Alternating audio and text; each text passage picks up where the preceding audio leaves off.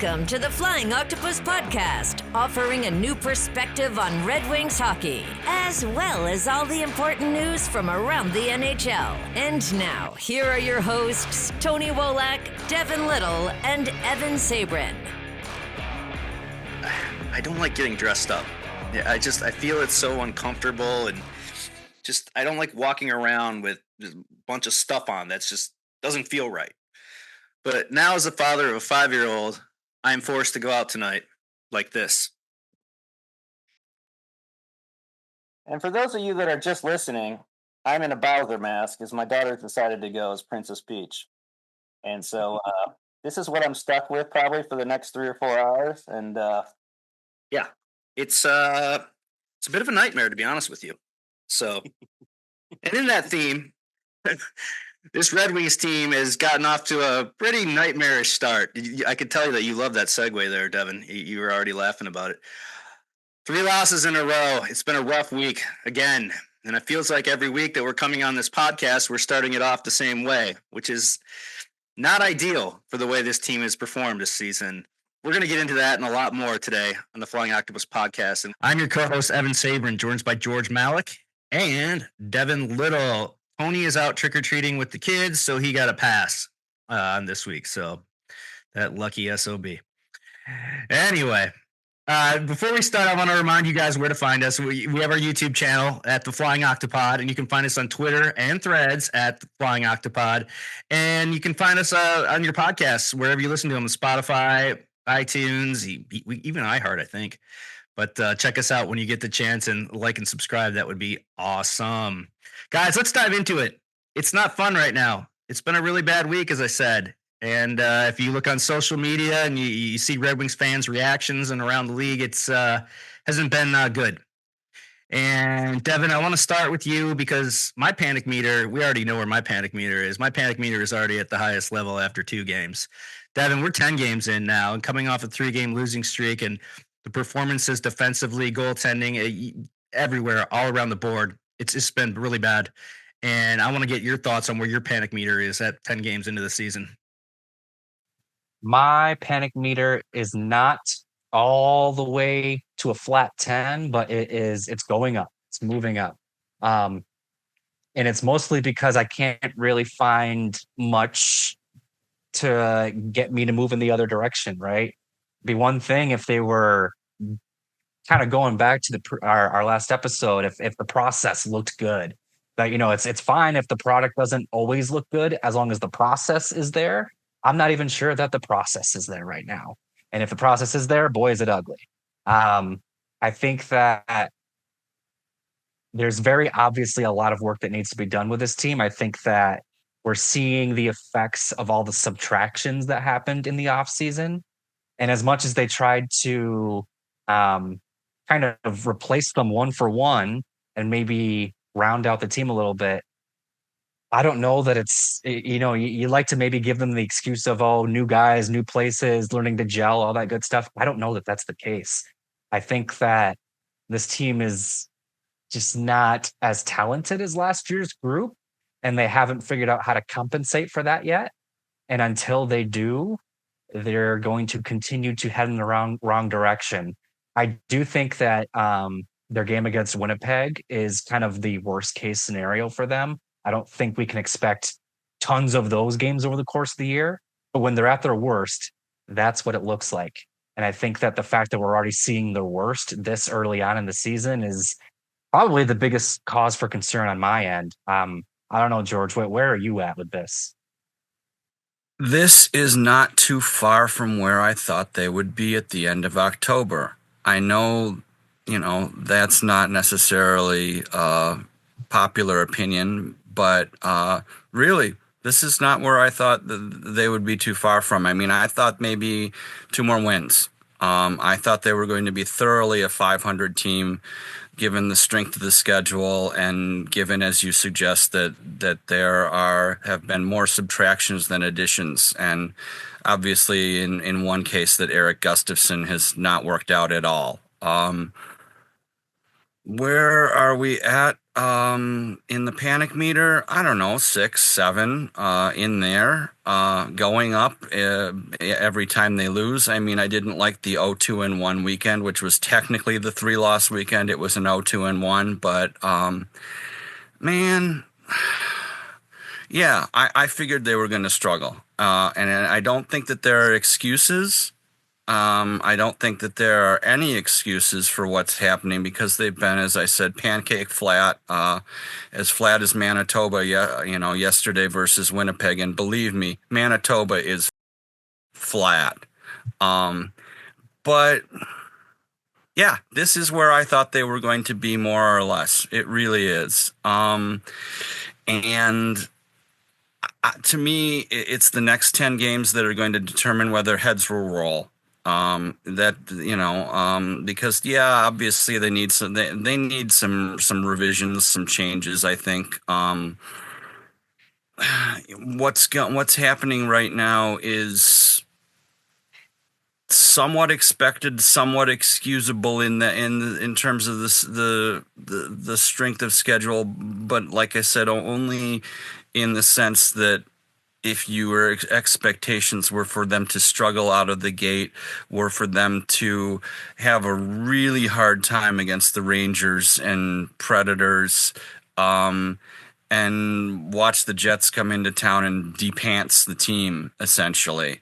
And that's what I felt that they did against Winnipeg, is they got pantsed.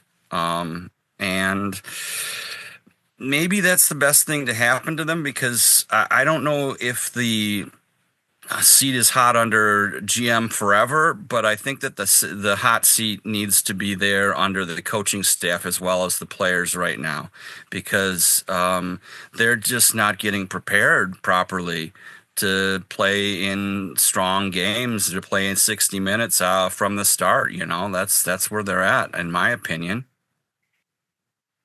And I think that just real quick, I think that probably the most troubling thing for me is that going back to last season, specifically the stretch of time where Dylan Larkin was out of the lineup. This was like right after the trade deadline. Red Wings are still very much in the thick of the playoff race, and they just like collapsed. And don't get me wrong, Dylan Larkin's obviously a very important player to this team. But for them to be like in a playoff spot, I think at the time they were in one, not just fighting for one, they were in one, and they just kind of collapse and have no fight. And it basically took Lucas Raymond heroics to like kind of bring them back to life. And then once Larkin came back, they started to make that crazy push down the stretch. But a big thing for me is that I even in that playoff push, I don't think they were playing for the coaches. I think they were playing for each other. And I mean, that's good. You want your team to play for each other, but like, even going back to March, I don't know that this team is responding to this coaching staff.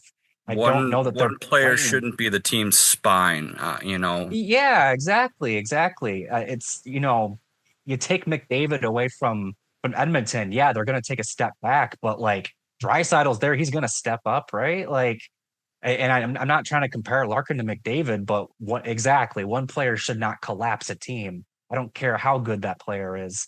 And it just kind of goes back to my point. I don't know that this team is playing for this coaching staff.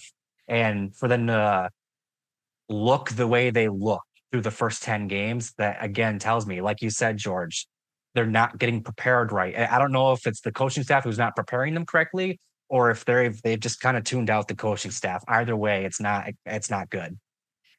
George, you mentioned Erik Gustafsson, and obviously he was brought in to replace Gostisbehere on the power play unit and shore up some of the defensive issues that this team has. He's now been scratched 4 out of the first 10 games, and I'm starting to get major Justin Holl vibes. And what I'm kind of leading to here is, the narrative that I see all over Twitter now when you look at after every Red Wings loss is that everyone wants to finger point. And the majority of the finger pointing I see is either at head coach Derek Lalonde or our Lord and Savior, Steve Yzerman. And I'm at the point now where I think it's probably a combination of the two. when you look at some of the signings, and I've mentioned this before, that Yzerman has signed over the past few seasons, he's had a very low hit rate on the free agents. When you talk about Kopp, when you talk about Sherratt, you talk about Husso, you talk about Hull, you talk about Petrie. These are some of the biggest issues on the team. And at some point, these are the ingredients that head coach Derek Lalonde's given. And when you see the way that these guys have performed for the Red Wings, especially in these first 10 games, it's concerning. And it almost feels like this team is gone through a bit of a regression point. So, George, I'm coming to you with this one. I mean, we're pretty far into this rebuild, and I think a lot of Red Wings fans' expectations were a little higher this season. I thought a playoff spot was well within reach this season. But what I'm getting at is that after 10 games, this team looks like a lottery team to me. And that's something I've seen all over social media as far as fans' opinions. So, George, I ask you, where do you stand on the Yzerplan right now? Number one, first and foremost, I don't believe that Steve Yzerman is going to get fired no matter how shitty this team performs. Under Chris Ilitch, as long as Chris Ilitch is the man in charge, as long as Marian Ilitch is alive, maybe longer, I think that Yzerman has a GM job for life. And maybe, I don't know what, I'm gonna throw shit at the wall and say maybe that's part of the problem, is that we know that he's GM for life. But yeah, the hit rate on free agents is always going to be, there are more players that you are not so thrilled with than there are players who are performing to the maximum of their abilities. That's free agency for you, and that's trying to build a team by, especially if you're not a competitive team, you're going to have a difficult time building your team through free agency. We talked on the sort of the pre-show that, the Red Wings, maybe they traded Wallman because there were some other irons in the fire, whether that was Jacob Trouba, whether that was Steven Stamkos, whether that was Jonathan Marchessault. Yzerman made that remark, as Devin wisely pointed out, that they were looking to make a move that would have required major surgery on the roster. No, things have not worked out as expected. Things have not worked out as any of us expected, and that's on Steve. That's on the management team.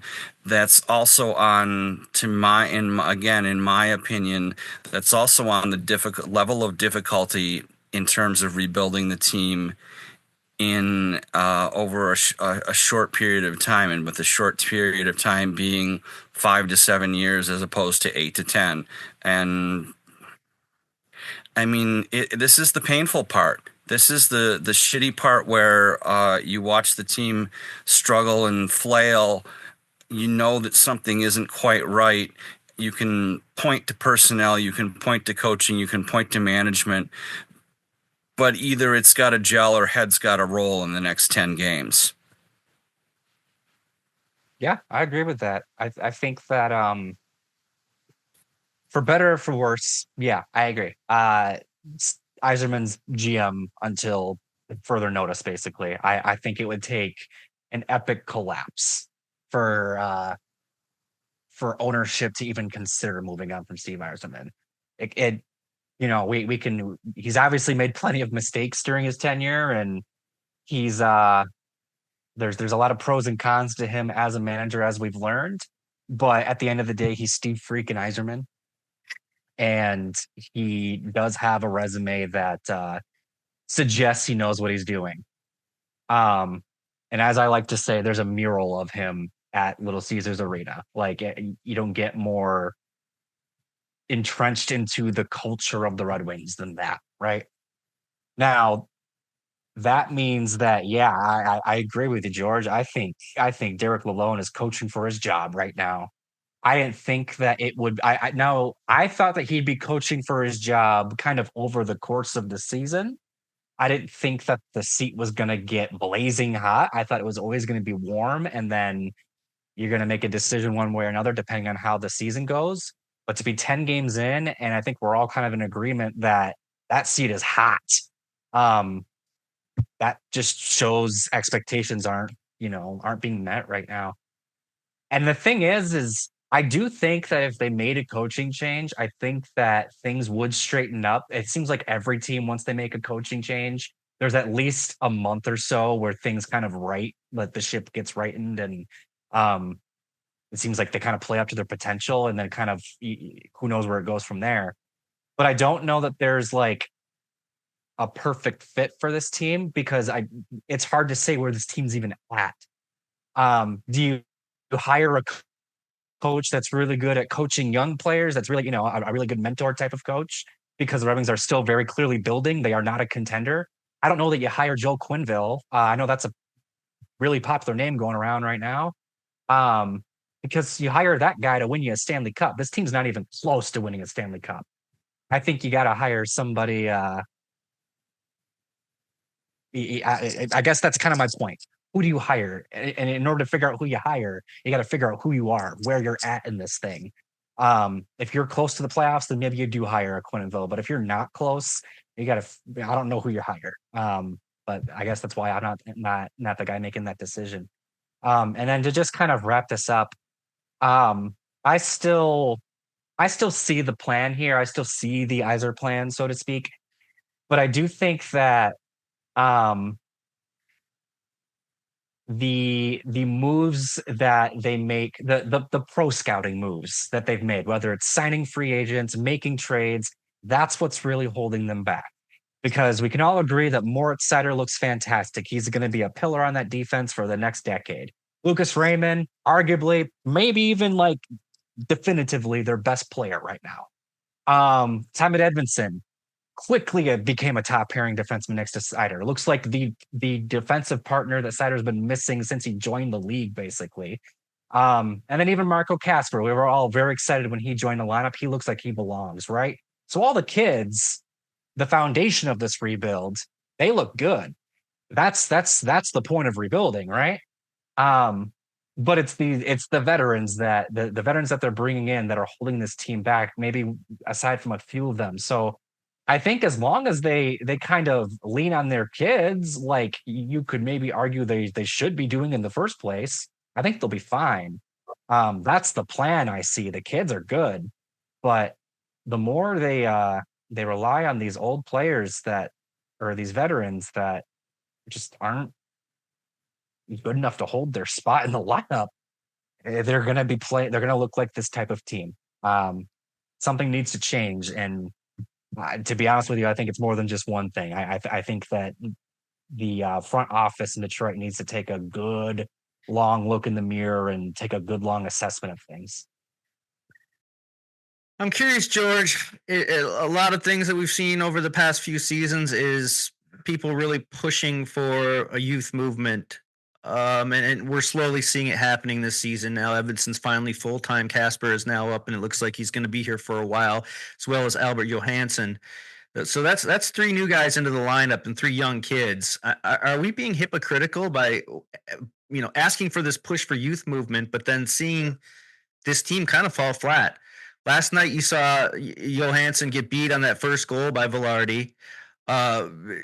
It's defensively, even Seider and Edvinsson got even screwed up on that Connor goal last night, and it's almost like a collective effort on that back end too. But are we getting what we asked for by asking for this youth movement? Boy, that's a tough question. To some extent, yes. In that every once in a while, again, using that de-pantsed description, mistakes in hockey at the NHL level are how you learn. And if you screw up, usually the puck is in the back of your net. You're seeing a lot of F-ups from the veterans as well. I mean, it's across the team. And that's what I really worry about, is that when it's not just Edvinsson and Seider that get walked through. There was somebody named Dylan Larkin who was -3 last night, and I am a big Dylan Larkin supporter, but he was bad, and Larkin was bad. Raymond was not great defensively. You've got a situation where they're leaning so hard on the Comfort Cop Kane line, and that's not really delivering offensively enough, and that's not really offering defensively enough. You hit and miss from Petrie and Chirot. There's a chemistry problem in here. I'm not suggesting that there's a leadership problem, because these guys certainly care enough. We can see that. They're passionate enough. They want to win enough, but the results aren't there. And the question is, again, you've got 10 games before or so before Thanksgiving. You've got 13 games this month. A lot of them include a West Coast swing where they get to play against San Jose, and they get to play against LA. They get to play against Anaheim. They should really start racking up some points here. And if things go south on that West Coast swing, I think in particular, and it's not just Lalonde that we're talking about here. If we're talking about the coaching staff, we've got to talk about Alex Tanguay working the power play, and God knows Bob Bugner in the penalty kill. So as far as I'm concerned, yes, there are going to be mistakes that are made because of youth. Yes, it sucks. We're really seeing some catastrophic failures here. And it's one thing if you have a couple of kids making mistakes. That is going to happen on a team that is integrating young players into the team. But when you see this cascading catastrophic failure going on, that indicates to me that there are some larger problems that need to be addressed. I want to shift gears here really quick and talk about the Olli Maatta trade, as he was moved to Utah this week for a 3rd-round draft pick. This essentially clears up a spot for Albert Johansson, and we saw that last night as he got into the game. I want your thoughts on that trade, Devin. Did you see that one coming? I didn't really think he would be moved, but I guess it does free up some money. And a 3rd-round pick is it's not bad for a player like Maatta. I don't think that he was. He's not a key piece of this team. He wasn't destined to be part of the future of this core. Where did you see that one coming? Did that surprise you at all? It did surprise me because I wasn't exactly expecting a Maatta deal to come anytime soon, at least. Maybe later in the year towards the trade deadline. But it's one of those things where the more I thought about it, the more it just kind of made sense. I do think a 3rd-round pick is more or less best case scenario for a guy like that. Unless it's the trade deadline and you're kind of down to the wire, you're not going to get a premium pick for Olli Maatta. Getting a 3rd-round pick's pretty good. And then also you think about who's on that blue line. Who could they move, right?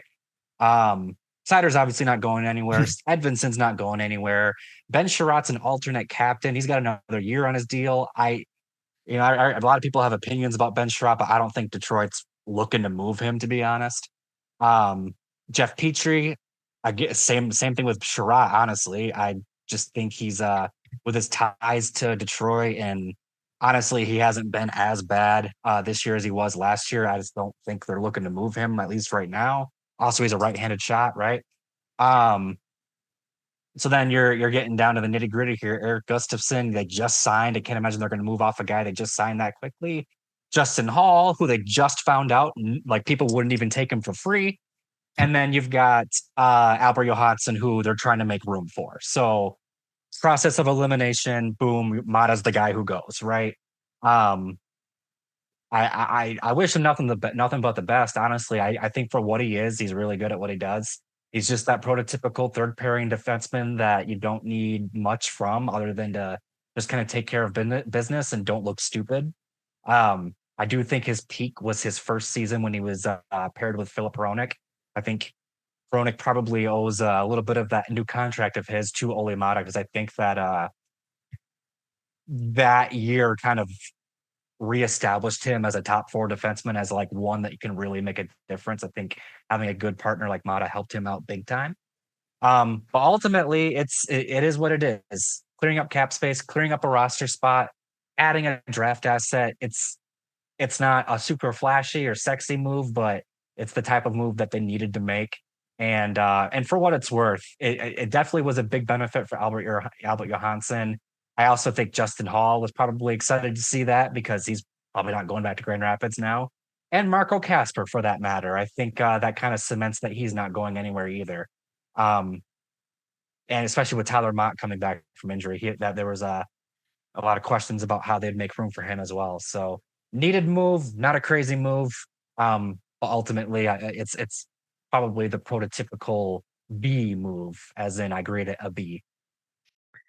It's interesting now that the top pairing is going to go with Seider and Edvinsson, which is technically ideal, seeing as they're probably the 2 best defensemen on this team. And I saw a stat today that I talked to you with Devin about off air about that Seider and Edvinsson ranked 7th in goals against per 60. And that's going against the toughest deployments every night, which we know Seider has already done, has been doing, and now Edvinsson's being thrown into that mix. But what do you think that does to the defense, George, having those 2 on the top pairing as far as the the second and third pair? Because I kind of feel like, you almost want to split those 2 up because of the defensive problems that they have. Because once you deploy Edvinsson and Seider, now you're going with Sherratt and Petrie and Johansson and Hall, or who am I forgetting? I don't know that it's ideal to keep those 2 together, but I want to get your thoughts on that, George. It's a little risky, to say the least, in terms of spreading the wealth around. If you go from that perspective, I don't know if you go back to Seider and Sherratt, but and Petrie and Edvinsson, or Hall and Edvinsson, but if you wanted more balance in the lineup, yeah, that's where you end up. And if you want some guys who can play some top pair minutes, who are going to make some absolutely catastrophic mistakes, because they, from time to time, not all the dang time, but from time to time, because they are still learning on the job as younger players, you stack what you can stack. And I think that's where you're seeing some of the desperation from Bob Bugner and the coaching staff, and that they're really desperate to stem some of those goals against, to stem some, God knows, the penalty kill, as atrocious as it is. You just try and give the team the most strength that it can possibly have on that first pair, and then to heck with it. You throw the next guys over the boards, hope and pray. There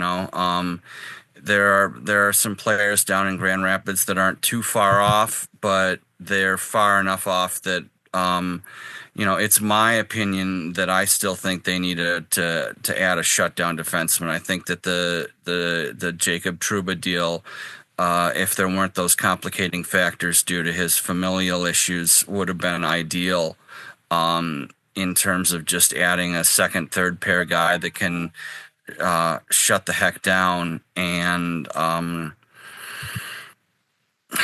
for now, they have to do what they have to do because they're a little desperate. Later in the season, maybe they can go away from the pairing, but right now it's stack and hope. Yeah, I think it's not ideal with the way that Sherratt, Petrie, and Hall are struggling from a defensive standpoint. Shifting gears here, though, morning lines, Sam Stockton today at practice, so they're switching up the lines now with Tarasenko still out. Jabrinket, Larkin, and Kane will be on the top line this weekend versus Buffalo, and they're practicing with Raymond, Comfer, and Kopp on the second line. How do you feel about that deployment, Devin?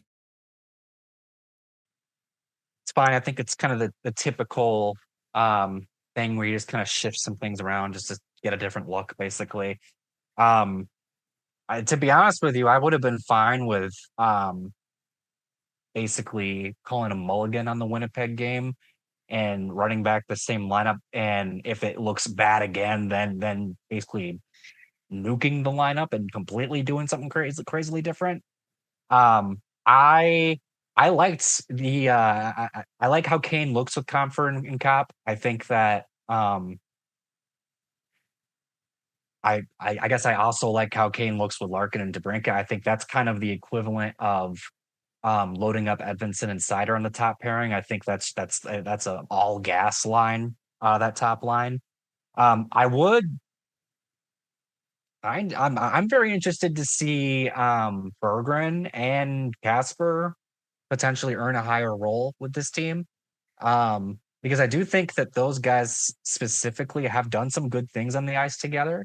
Obviously take their rookie lumps and make mistakes every so often, but I do think that, and even if you look at the numbers, they are doing some good things on the ice. I want to see, I'd be willing, if you're going to have Raymond away from Larkin and DeBrincat, throw him with Casper and Berggren. Let's just see what it looks like. If we're already getting to the point where we know the lineup as we thought it was going to be doesn't work, why not just throw let's get crazy, right? Let's see what works, what doesn't work, because I don't know. I guess to answer your question, I'm fine with it.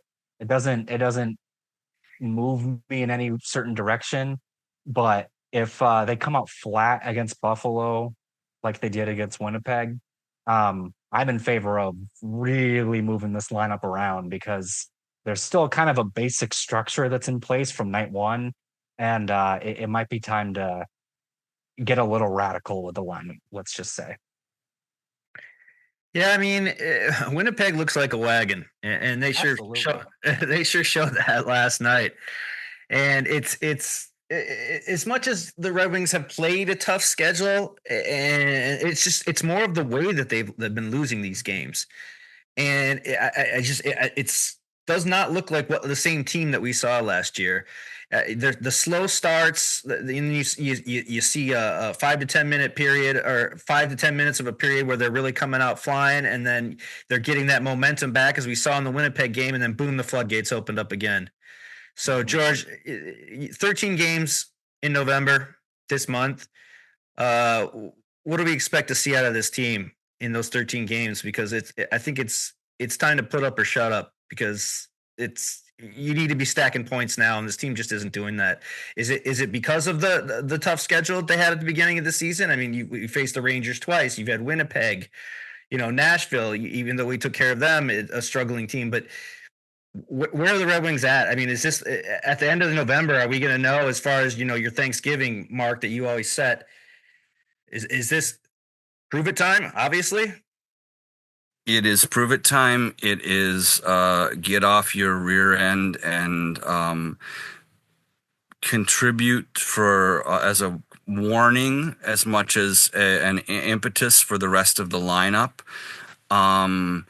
My goodness. This is, you can win a playoff spot in your first 10 games. You can lose a playoff spot in your first 10 games. And then, you get where the Wings are. You can be the very team that they are. But that second 10, if you, again, company policy, if you F up the first 10 games, you really need to put the pedal to the metal over the course of November, and you need to produce some results. The schedule isn't that difficult, in part because you look at the first, they have to this is Thursday as we record this, Thursday, Friday off, then Buffalo, then a 3-day break, then 3 and 4 versus Chicago, at Toronto, home against the Rangers, another 3-day break at Pittsburgh, all the way out to Anaheim, LA, San Jose, 2-day break at home to the Islanders, who are going to be a wild card rival, at home to the Bruins, who are always incredibly difficult to play against, another game at Long Island, Thanksgiving Eve, Calgary, and the end of the month they play a Friday matinee against the Devils. That's a lot of games in both a extended period of time, and because of the chunkiness of the schedule, it's going to be a lot of action over a short period of time, which means there's going to be a lot of usage. There's going to be some heavy minutes. There are going to be some times when the team can't practice as much as it would like to between games, and it means that there are going to be injuries inevitably. So if this lineup doesn't work, and if whatever call-ups they have to make don't work, then that necessitates a move or two. And that may be behind the bench. That may be on the bench. It may be both. It's just, you can excuse to some extent, and I want to say that to a very limited extent, you can excuse the first 10 games as the team resetting especially without Perron and Gostisbehere. Lalonde made a comment where he said, this is a very quiet locker room. It wasn't a quiet locker room with Perron in it. You can say, okay, maybe they're establishing their identity, even if it's a kind of crappy identity to start, and maybe they can build on that. But once the next month is over, you've either got what you've got and it's mediocre and it's going to be a lottery team, or you make changes, because if they continue on their current path, that is, if things change, if their performance is better, if their special teams get out of the gutter, then maybe there are definitely some signs of hope. But, I'm not betting on either right now. It's hard. And the problem is like, there's no really one simple answer. And Devin, one team that's not struggling is your Grand Rapids Griffins. They've actually been playing well. They're 6-1 now. Sebastian Cossa is seeing the puck better than we've ever seen him, the way he's played. If the Red Wings do have to go back to the call-up route, even injuries, who's the first player that comes up in your mind? Is it Carter Mazur? Is it who do you think would be called up next? Well, it always depends on who is missing, right? Christian Fischer goes out, for example. I don't think you're calling up Amadeus Lombardi, for example, Right, to replace him. I do think there are a few players that have already kind of announced themselves, per se, as players to look at, and I think Cossa is one of them, honestly. I like you said, he's playing at a level that he has not played at since he joined the Red Wings organization. And that's a good thing. That's the constant development that we hope to see from him when they took him. And honestly, the more I watch him play, the more I think back to that 2021 draft where everyone was just mind boggled that they took him over Wallstead. I just see this Cossa kid continuing to get better, and you start to wonder, what's the ceiling for this kid? Because like, he's probably going to be better next year too. And I don't know that I see that same constant growth from Wallstead, and maybe that's what the Red Wings scouts were seeing. But this isn't just about Cossa. If Lyon and Talbot hit some struggles, we talked about it a few weeks ago. Cossa probably needs to see some games this year. Might be the time. Outside of goaltending, I did mention Amadeus Lombardi for a reason. He has had a really good start to the season. He's got 4 goals and 6 points on the season. To put that into perspective, he had 5 goals all of last season. He's already almost matched his goal scoring total. He's got some electricity to his offense this year, and I really I've always kind of thought of Andreas Athanasiou when I watch him play, and I'm seeing that more and more this year, and I do mean that in a good way. Just the electricity that he plays with. Outside of Lombardi, obviously you'd want him to play in an offensive role.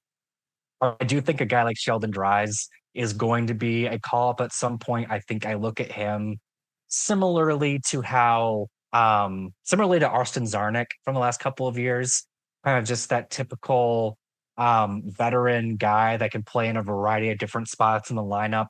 and isn't going to hurt you, isn't going to really move the needle like at all, but isn't going to hurt you.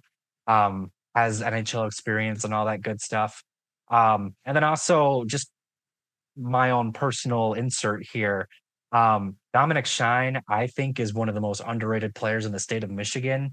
That dude plays with heart every single day. He wears an A for the Grand Rapids Griffins for a reason.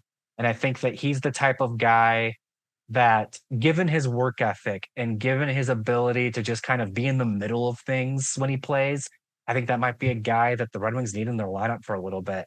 I think it's kind of that typical, really good in the really good in the AHL, but not quite good enough to cut it in the NHL. But he's a guy that I think deserves at least a few games in the NHL because the dude works his butt off and is one of those positive influences in the Griffins locker room that the kids need. And I think that's the type of guy you want to see rewarded.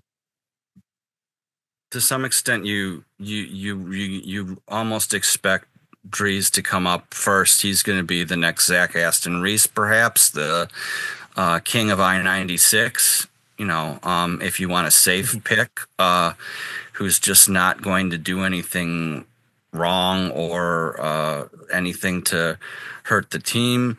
I would circle somebody on that has been on the IR thus far, and I don't know whether he's with Detroit or with Grand Rapids. He's supposed to be in Detroit, but they can always lie about that. Brogan Rafferty, just as again, steady, do no harm, solid enough guy to give us some.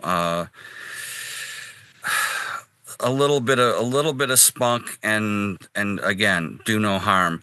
But I agree completely with Devin here in that you have to ride the hot hand when you're talking about call-ups, and do you go with Kosa over Ville Husso? Yes, why not?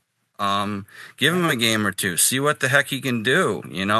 Chris Osgood always talks about his first game getting blown out. What was it, 8 or 9-4 by Toronto? These things happen, but you want to give him the learning experience, and God knows at this point the team can hang an L on it and move on. So. I think that you go with the hot hand. I think it would be really fun to watch Ammo Lombardi, as they call him, Amadeus, up at the NHL level to see whether he really can compete despite his size. Just as you look at somebody like Jonathan Berggren, who, although he is not an integral part of the lineup, was 5'8", 150 when he got drafted and is now 5'11", 195 pounds. You want to look and see that, that those are the kind of the inspiring stories. And if you want somebody to announce himself as, hey, I'm here, I'm in the system, and if you're not busting your ass on every shift, I'm going to take your job. Then you go for those hot hands and you go for those inspiring stories. A big thing for me too that I think is maybe a little worrisome.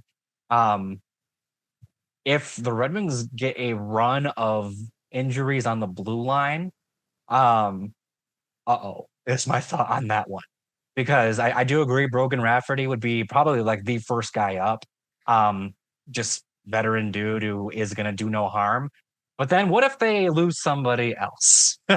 Because you look down on the Griffins blue line here, and there's some good young players, but they're good young players that I don't know that you want to rush into the NHL yet, even under emergency circumstances. There's a lot of forwards in Grand Rapids that I think could survive in the NHL, at least on a short-term call-up, but the defense is not nearly as deep when it comes to those types of players. So, like I said, if the Red Wings have a bad run of injuries on the blue line, look out. And then just real quick, I also want to mention, there's a name that wasn't mentioned as a potential call-up that kind of a notable name, and that's Carter Mazur. The big reason why he's not mentioned right now is because he's nursing an injury. There's no definite timeline that I'm aware of for his return. But I can tell you if he was healthy and he was playing, he'd very much be in this conversation. But for the time being, he is injured, and hope he gets back soon, because he is somebody that I'm expecting to be knocking the door down by the end of the season in terms of getting a call up. What have you seen out of Nate Danielson? Nate Danielson he's been good. I think that he very well might have the same type of season that Marco Kasper had last year. Maybe takes the first third half of the season to kind of just get comfortable and kind of realize his role and know what it and learn what it takes to be successful in the AHL. And then after the new year, he kind of just takes off. I do think there are moments where it very much looks like he needs to add some weight, just add some strength to his frame. Some of the bigger guys in the AHL seem to knock him off the puck a little too easily, but the dude does battle. That high compete level of his has been on display more than once already in the AHL. He doesn't back down. I think that all the signs of him being a really good centerman are there. But I do think the more and more I see him in the AHL, I do think he's going to follow that Kasper development plan where he's probably going to stick in the AHL for most, if not all, of the season.